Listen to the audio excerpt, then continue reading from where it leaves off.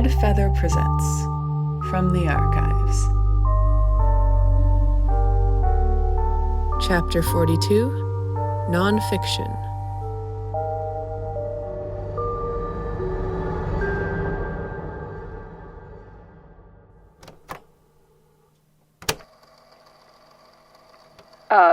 Hello? Don't mess those up. This place is a disaster enough already. What are you...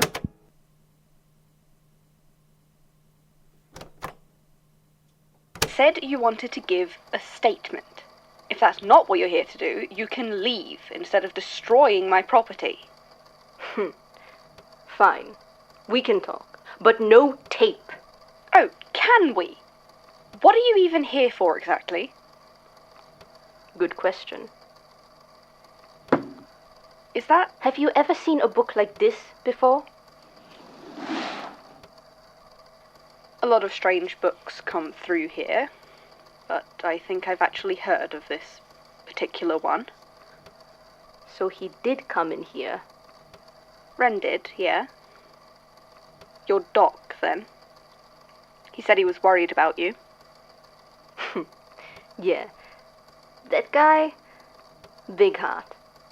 I didn't want to worry him, but I couldn't involve him in my investigations any further than I already had. Well, while you were gone, he got possessed and almost killed someone in a haunted play. He what? It's a long story. He's fine, last I heard. But it tends to be harder than you'd think for people to get away from these things. Or at least that's what I've seen. These things? What do you know? This is my office. What do you know? Fine. Yeah, I thought so. This is... Wait. What?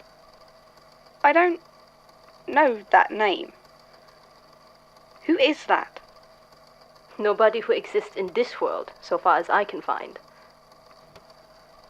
Start from the beginning. I'm assuming Ren told you about where the book came from? It was locked shut when we first obtained it. We couldn't get it open without risking damaging the pages. When we had our adventure underground, I found the key tangled in the spiderwebs beneath our feet. I get the feeling someone wanted me to find it. The light caught it in a way it shouldn't have been able to, so far underground. Paranoid, maybe. But that doesn't make me wrong, as I'm sure you'll come to understand. I decided any future investigations would be done alone. As soon as I was home that night, I unlocked the book and started reading. The first thing I saw, obviously, was that nameplate. I kept a list of every name mentioned in this book, and none of them belong to real people. So, what, it's a novel? Nothing so simple. It's a list of transcripts, 80 or so in all. I believe it is an accounting of events that really happened somewhere. Not here. Not in our world. What, on another planet? Or another timeline. You're serious? Oh, extremely. How could you possibly be sure of that? I'm not. But I don't believe this without reason. You expected to see a different name when I opened the book. Who? Joe Hills. We keep encountering books with strange effects that have his name stamped inside the front cover, just like that. Same style, even. So, let us consider options, then. Why would a book be marked in the exact same style as this Joe Hills, found in similar circumstances, but with the name Jürgen Leitner? Could be a coincidence. Sure, it could be. But presuming it is less random than that, which we have every reason to believe is true, The first possibility is that either it is someone who knows or knows of this Joe Hills, and the resemblance is intentional. That's not so unlikely. His books end up everywhere. I'm sure thousands of people have seen that stamp. Let me finish.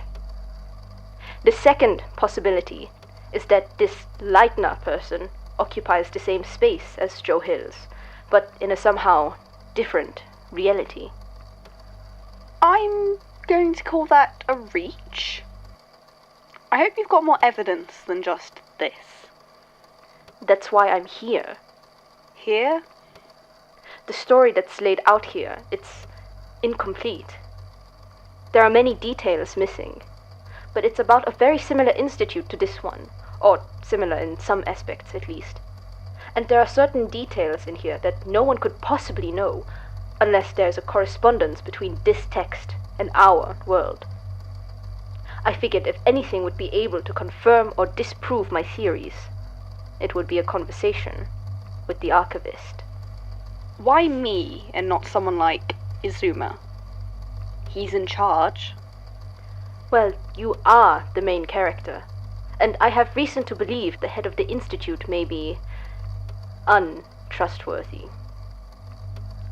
How many assistants do you have down here? 3? 4, actually. Were they all hired at the same time? They all transferred here at the same time. When I was promoted to this position, I got to recruit them from other departments. Does that match with your story? It's not an exact correlation. In the story, there are only 3. How long ago was that you were hired? Earlier this year. May, I think. Because your predecessor disappeared. Yes. Were they murdered? So far as I know, he's still alive. Have you ever tried to quit your job? No. I love working here. You look uncertain. No, I don't. Did you have any supernatural events in your life before you started working here? Particularly anything traumatic? Nope. Never. You know, I don't believe you are being honest with me. Well, I am.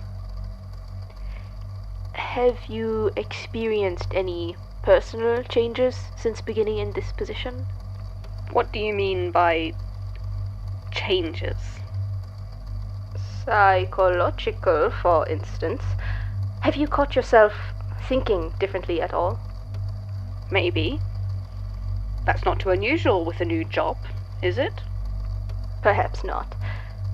You spend the majority of the time reading these statements back to record them, yes? Yes.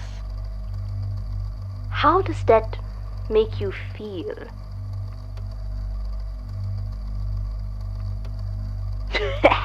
This isn't an interrogation. You don't need to answer if you don't want to. Regardless, you have already confirmed some useful things for me, whether you meant to or not. So, thank you. Would you like to know my complete hypothesis? Sure. Why not? I went back to the place where we found the key a few weeks ago.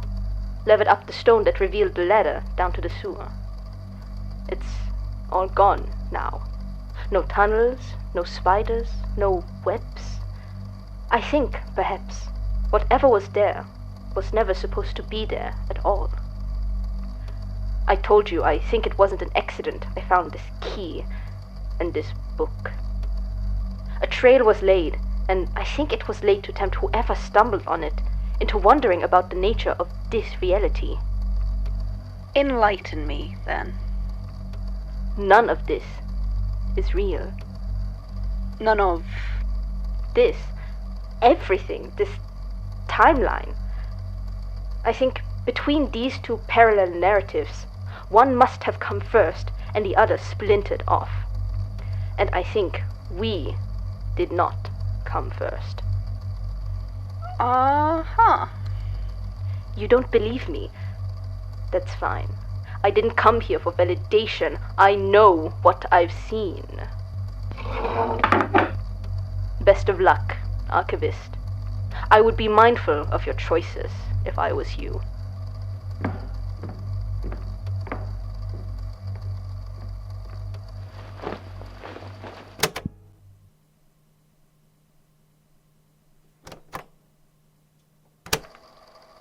I'm glad I caught that on tape.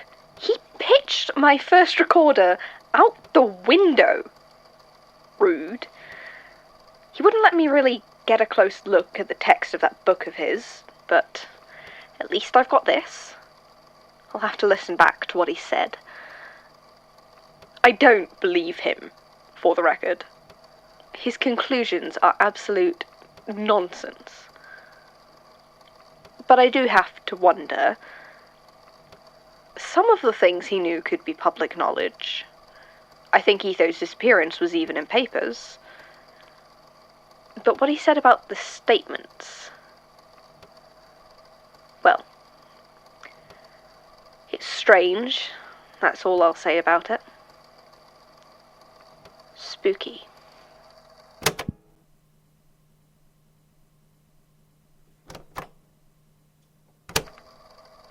Grian, you still want to meet Tango, right?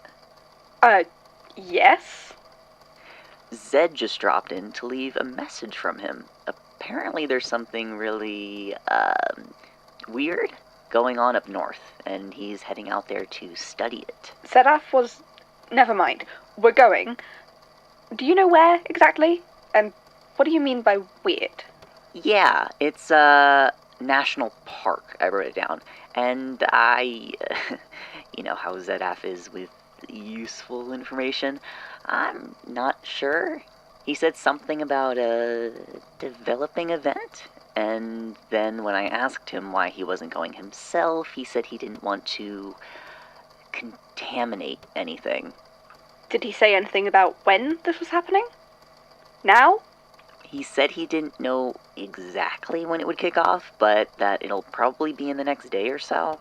He said he had some sort of measurements, but when he tried to explain them to me, I just got a headache.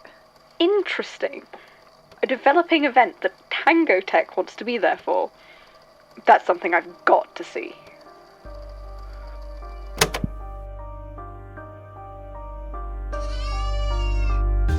From the Archives is a fanfic series written by Johnny 16th Days and Zephaniah Grains, inspired by the Magnus Archives and by Hermitcraft and other Minecraft series.